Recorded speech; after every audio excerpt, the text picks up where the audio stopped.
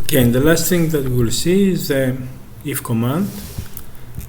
So the if syntax is like that.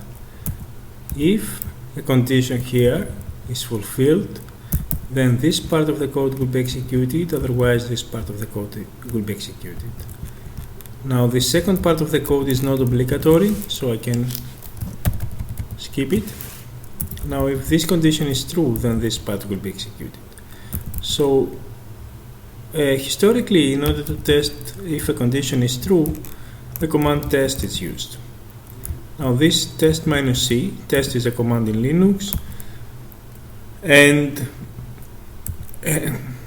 it accepts some flags depending on what we test. So if we're going to test if a file exists, we'll use the -c flag.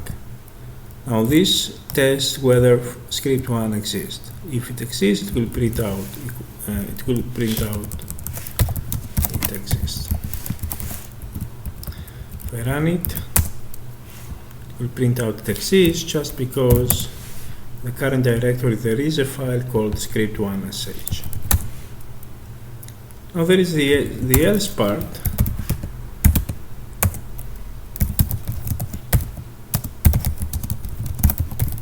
So whenever this results in false, so if this test fails, then it will go to this else part and will be executed whatever is inside here.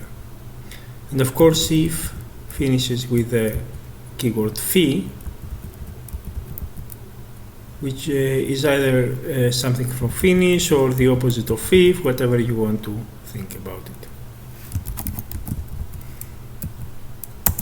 So if I execute it, it prints out exists, but if I print here script 1, 2, 3, 4,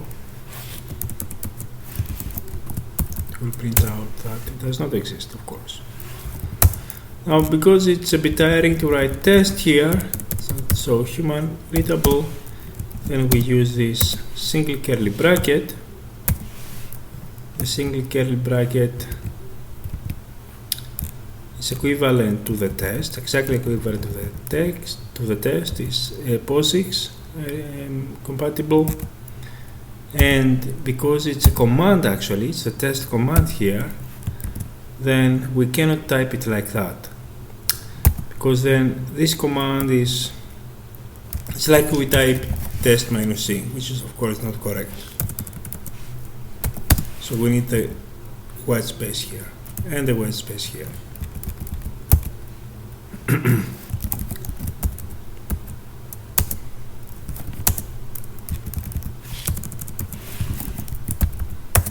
And of course it behaves as we expect.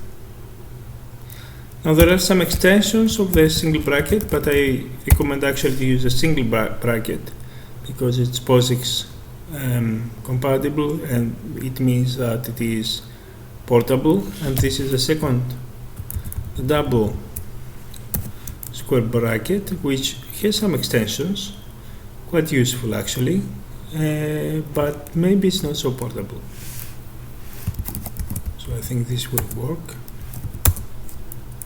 And we can compare also numbers or string here. So for example,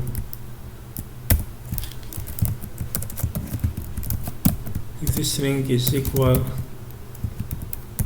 to the string, then prints out equal. Otherwise not equal. Of course the strings are the same, so equal. If I put one more letter here, this is not equal. You can do the same with numbers. So I have the LT, which means less than. So for example, we want to ask if 1 is less than 0. Here it will be correct, this will be wrong. Of course 1 is not less than 0, so it should print out wrong. But if I print here -1,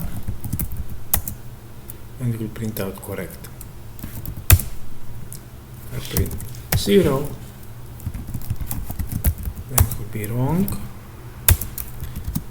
like that, sorry. But if I print here less or equal, then this should be correct. So there is the LT, which means less than, the LE means less or equal, the GT means greater than, the GE means greater or equal. If we want to see all the possible values, we need to search for the manual of the test command, because we said that the square bracket is equivalent to the test.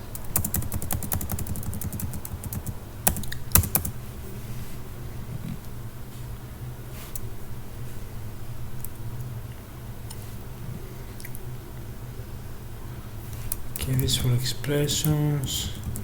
So we're going to compare two strings, if they are the same, if they are not the same, if two integers are the same, equal, if one integer is greater or equal to the other, greater than, less or equal, less than, not equal, and different other things for files and so on. The file exists.